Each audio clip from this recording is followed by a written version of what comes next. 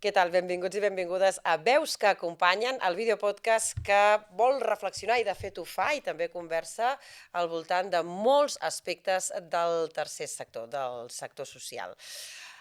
Tothom hem parlat, més o menys, de la supervisió, però la intravisió, què és la intravisió? Doncs precisament per aclarir-nos, perquè ens fem una idea ben clara, avui hem convidat el José Lopera, que és responsable d'impacte i coneixement de Plataforma Educativa, i per altra banda hem convidat la Mònica Garcia, que és directora tècnica de FACI, que és la Fundació Acció Social Infància. Benvinguda i Gràcies. benvingut, els dos.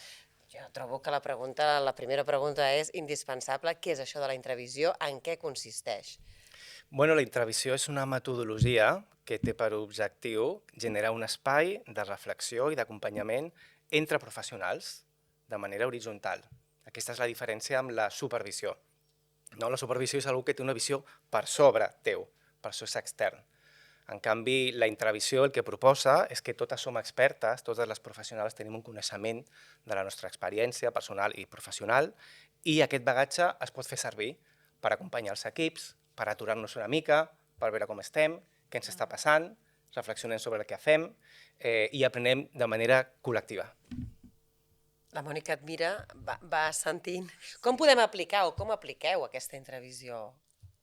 Bé, la intravisió es pot aplicar com, hi parlàvem a vegades, no? Es pot aplicar en el teu dia a dia, però al final és una metodologia per treballar en equips i és una metodologia per poder acompanyar aquelles persones que acompanyem de la millor manera, no? Poder reflexionar de com fem aquest acompanyament.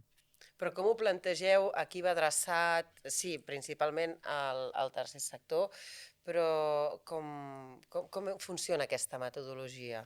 Bé, és una metodologia que té les seves fases, és a dir, és molt estructurada en realitat i així com a primera vista pot semblar com quelcom molt senzill, no? Però que després de cada fase hi ha com molta profunditat, no? I llavors, en cada fase, doncs, cal com un entrenament, no? T'has d'anar entrenant i llavors vas veient cada vegada més subtileses, cada vegada més matisos, cada vegada més profunditat i això és el que fa que sigui eh, tan impactant, no?, al final. Exacte. Partim d'alguna consulta, no? S'inicia la sessió, va per sessió, es pot durar com una hora aproximadament, o hora i mitja, depèn, com una hora normalment. Aleshores s'asseuen les persones, ens relaxem primer per arreglar-nos el cos, per tranquil·litzar-nos, per aturar la ment, i pensem si tenim alguna consulta, algun neguit sobre aquesta persona atesa amb la que tens un conflicte, sobre aquest derivant, sobre aquesta metodologia que no entens, qualsevol cosa de la feina que requereix una miqueta de llum o d'acompanyament. Si una persona diu, doncs mira, jo sí, tinc una consulta, jo també. Escollim quina i la persona que s'escull és la persona consultant.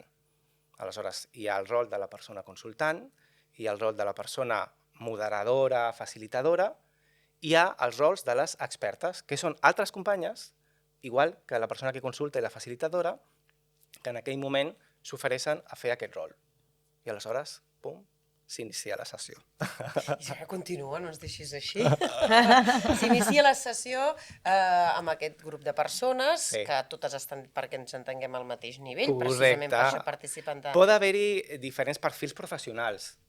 Com ara Sí, quins? de fet, és interessant que passi això. Doncs en un equip pot haver-hi educadores, Educadors, psicòlogues, pedagogues, treballadores integradores socials. socials, sí.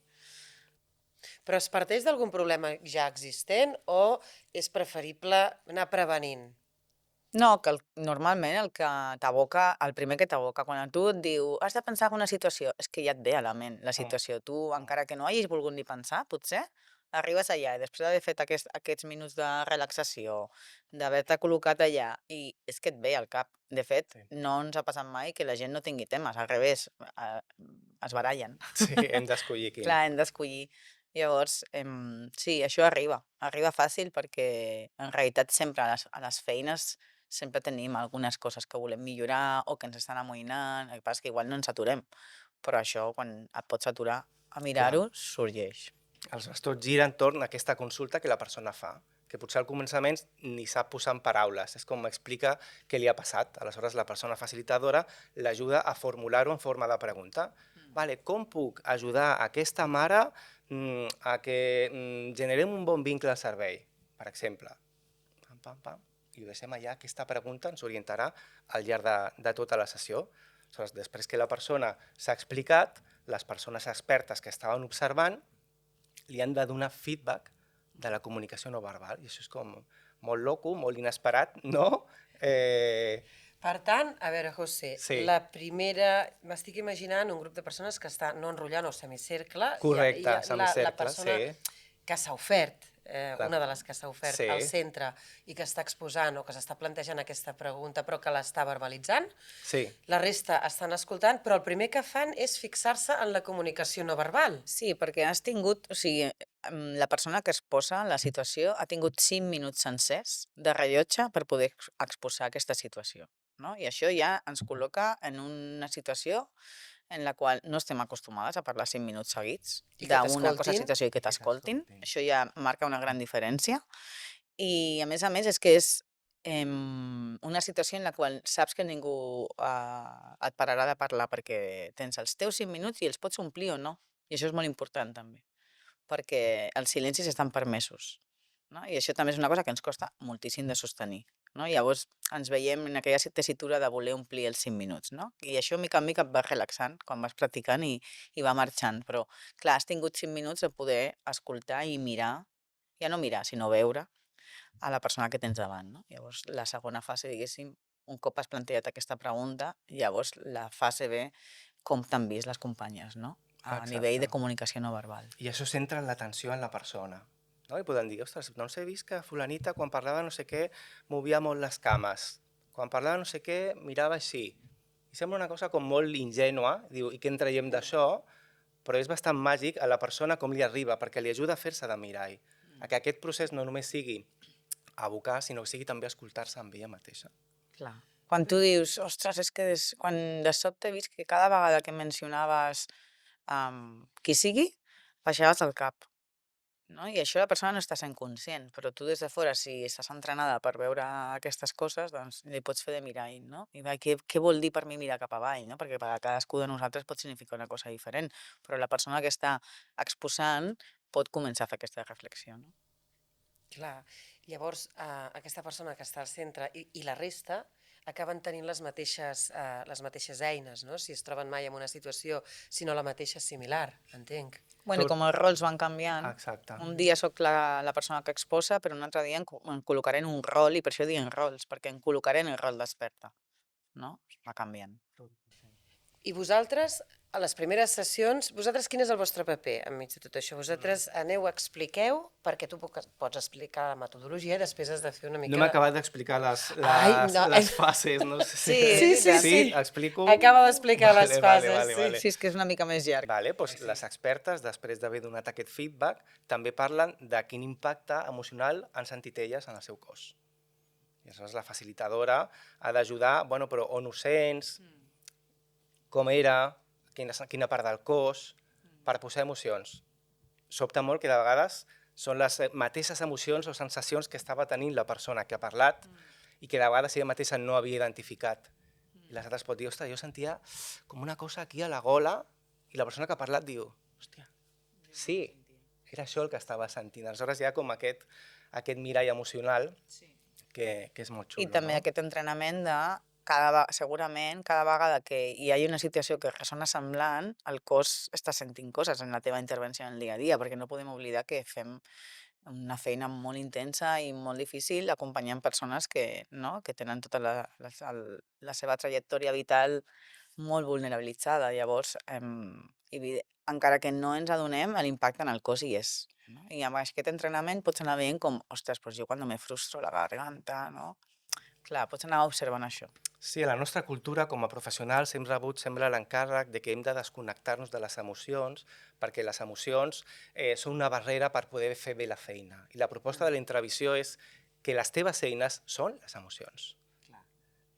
Aleshores, és aquest arrelament al cos tota l'estona, entrenar-nos en la competència de sentir el nostre cos, perquè això és una guia de com hem d'actuar en aquella situació, precisament perquè aquestes projeccions o les teves històries no interrompin una bona feina. Exacte. I perquè d'alguna manera, inconscientment, si no poses consciència, faràs quelcom que l'altre sí que està percebent, no? Perquè, i a més, especialment la canalla, les infàncies i les adolescències són extremadament sensibles a qualsevol moviment, a qualsevol paraula, a qualsevol to.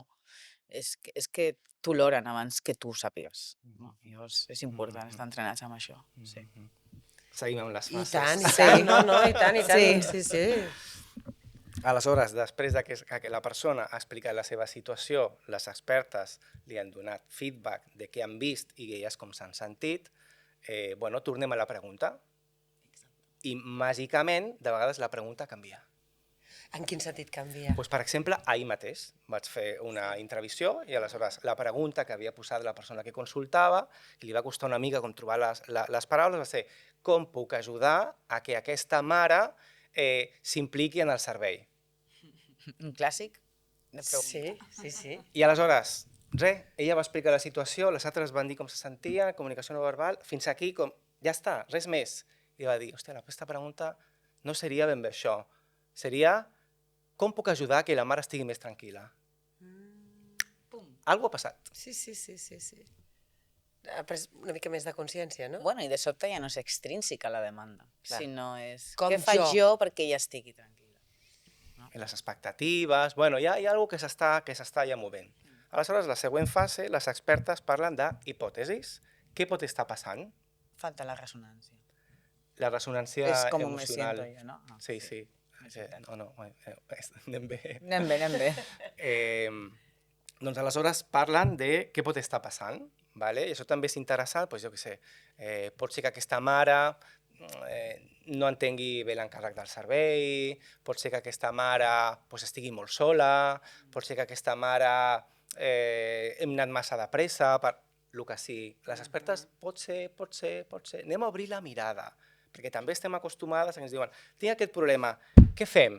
Faig això, i és com, què pot estar passant? Sí, a més és increïble que com que hi ha un espai on tu pots llançar algunes preguntes, no?, a la persona per xequejar si tu has entès bé el relat, sempre són preguntes que dius no són transcendents, no? Ens adonem de que anem a coses molt... I pues, quantes vegades o no? I dius, esto no està sent porta enlloc. transcendent. Ja, però ens anem molt cap allà, no? I a la que tu dius, no, això no té res a veure amb el que està passant, no? Igual si té un hijo 8, da igual ara mateix, no? Això ens passa i és interessant veure com mica en mica i vas construint hipòtesis, que també ens costa molt construir hipòtesis i no judicis, que això és interessant també, perquè tu no dius doncs l'àvia no sé què, tu dius podria estar passant, no? I des d'aquí ja ho construeixes d'una altra manera, perquè no és una sentència, és una possibilitat. Sí, parles en condicional ja, sí. Tenim les hipòtesis. Ens queda alguna altra part? Sí, ja anem acabant. No. La següent part ja és les possibles accions. Veus, per arribar a les accions, abans hem passat pel cos, per com ens sentim, ens hem escoltat, hem fet hipòtesis, i aleshores, només en aquell moment que hem fet com aquest camí, anem a... Bueno, què podríem fer? Ostres, podríem fer una reunió amb el derivant, podríem parlar amb aquesta mare, potser aquesta estratègia la podríem fer d'una altra manera, i es donen Moltes possibilitats. opcions. Sí, doncs anem a canviar el mobiliari per quan arribi estigui més tranquil així, o sigui, milers de coses. El que sigui. No és un diàleg, no és una conversa, les expertes diuen les seves idees i la persona consultant es queda amb el que s'hagi de quedar. I aleshores ja es tanca i diu, bueno, tot això, què t'emportes, com ho has viscut? I tornem a la pregunta. I de vegades, màgicament, la pregunta torna a canviar.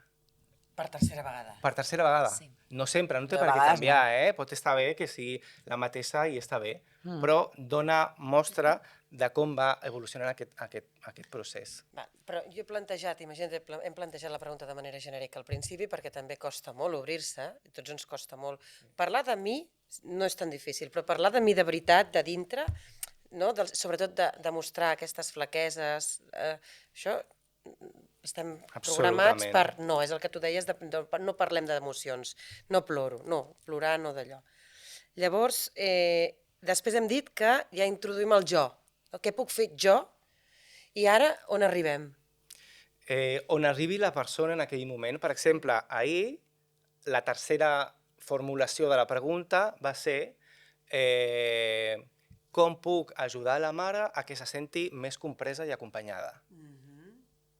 La persona va fent la seva evolució en aquest context segur d'acompanyament i d'escolta activa.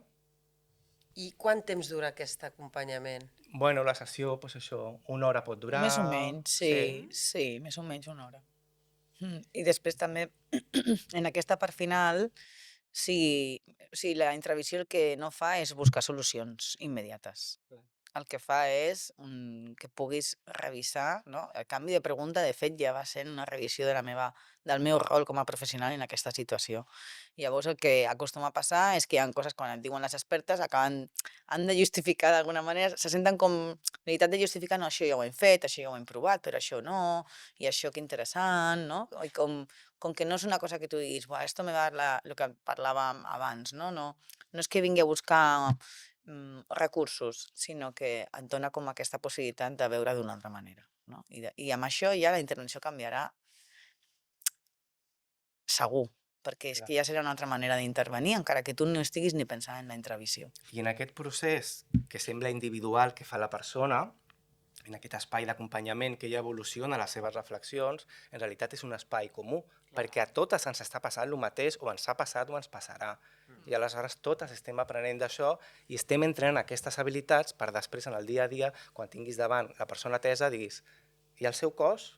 I jo, com m'estic sentint? I què pot estar passant? Espera, no em precipito. No? Aleshores, aquest entrenament és molt ric. I com que genera aquest caliu, aquest acompanyament, doncs la gent se sent, doncs, això, la cohesió d'equip, Sí. la confiança, poden plorar, no, i tot està permès. És molt xulo. Sí.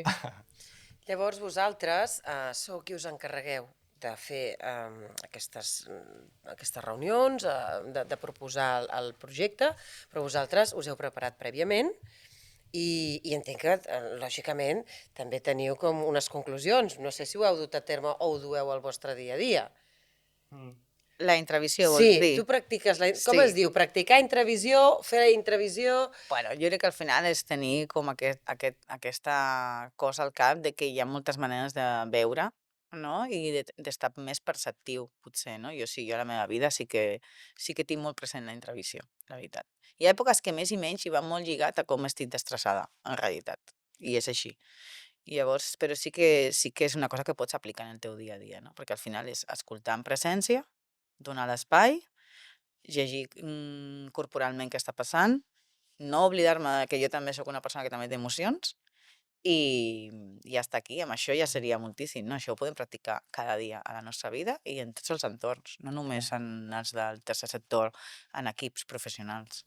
No? I ja que ho heu practicat amb vosaltres mateixos i ho esteu treballant en grups de professionals, és com ve a ser com una mena de buidar la motxilla? Saps que sempre es diu, ostres, tot això cap a la motxilla, Sí. no?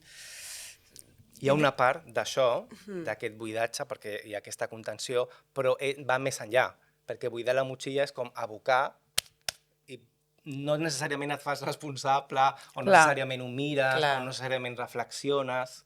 És posar consciència, jo crec. Aleshores, És més de consciència, buides, una però- cosa que fem molt poc a Occident, no? Que és no posem consciència, anem molt atabalades, aturar-nos. no? Clar, aturar-nos, és que et dona aquest espai d'aturar-se.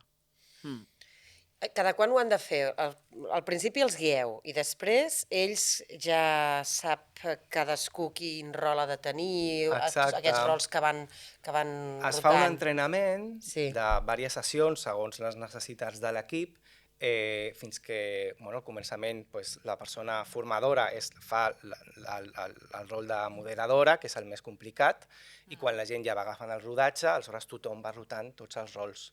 I quan es ve que ja la gent té autonomia, doncs ens anem retirant i ja ho podem fer de manera autònoma. Idealment, no sé, un cop al mes, cada 3 setmanes, cada mes i mig, segons les possibilitats també del servei. Sí, sí. O sigui, no hi ha una fórmula que diguis, mira, és que s'ha de fer cada tant, sinó que si et trobes en una situació, normalment el que ens passa amb les persones que acompanyem és que hi ha vegades que ens col·loquen en llocs on ens hem quedat que ni sabem ni si per adelante o per atrás, no? I ens veiem que llavors aquí és un bon moment per dir, vale, anem a veure, no? Anem a parar, no? Perquè surten moltes coses, és que jo m'identifico més con uno, jo més un altre, tot això està passant i està jugant, si jo m'identifico molt amb la mare igual el meu paper està sent des d'un joc, no? que és la meva història, no la seva, no? I tot això interfereix i juga, no? I llavors no hi ha un moment que dius, no, ho farem cada setmana o cada 3. Està bé fer-ho periòdic, no? Però jo crec que hi ha una part de, bueno, quan hi hagi necessitat i la detecteu, no? Mm. Clar, al final és posar en comú tothom i despullar-se. No sé, aquest concepte d'aturar el temps, això, que difícil, com ens costa, Contracultural, ja. Sí, perquè a més, com que fa por aturar-se i fa por conèixer-se a un mateix, també, no? A vegades... Bueno, i ni tan sols ens adonem, no? Jo els hi tinc marcat sistematitzar cada 3 mesos, parar i no fer reunió, sinó fer reflexió. És important. Però quan la gent sent que hi ha un espai segur per poder fer-ho, li perdem la por, perquè veus que realment sí, hi ha unes... vull dir, és molt gustós quan tu pots ser tu mateixa i dir, hòstia, això em passa, tinc aquesta dificultat, i la gent diu, tia, és que a mi també em passa, o no, et dona idees de com portar-ho i gestionar-ho, aleshores, no, la gent se sent molt reconfortada. Al començament sí que pot ser com ai, però després veuen que és un gust. I estem focalitzant en el tercer sector, és evident, no? Però clar, és que és un sector que té molta càrrega. Molta càrrega. Molta, Sí, treballem amb persones tot el dia, emocions, les emocions de l'altre, les teves, tot allà. I emocions molt variades, Vull dir, amb la infància, amb els adolescents, que estan totes les hormones amunt, avall, quan l'adolescència aquesta s'allarga i quan una persona ja... No? Aquests canvis que ens van succeint a tots, no? Ens van passant a tots. Correcte. Però també és extrapolable, crec jo, no? O com, us ho heu plantejat? No, la veritat és que no ens ho hem plantejat. Sí que igual tinc un viatge de prejudici, però penso que el tercer sector és veritat que a totes ens costa, ser vulnerable, mostrar-nos vulnerables, sí, però sí que crec que el tercer sector està una mica més sensibilitzat amb això, no? Pensar en una farmacèutica, me lo invento, no crec que anés malament, El que passa és que crec que haurien d'haver fer-se un entrenament més llarg, segurament, no? Bueno, és un prejudici, igual, no ho sé, igual ens sorprendrien, no? Però crec que sí que el tercer sector és un sector que està més sensibilitzat amb això perquè acompanyem persones, no? Sí, probablement no ho hem provat i em sembla una superbona idea, sí. Jo crec que Se la tot queda. arreu... Aquí no li aniria bé aturar-se, escoltar-se i posar una miqueta de carinyo entre totes per cuidar-nos. Clar, és que... Això fa falta a tot arreu. Sí, i aquesta escolta activa, I és superrevolucionari.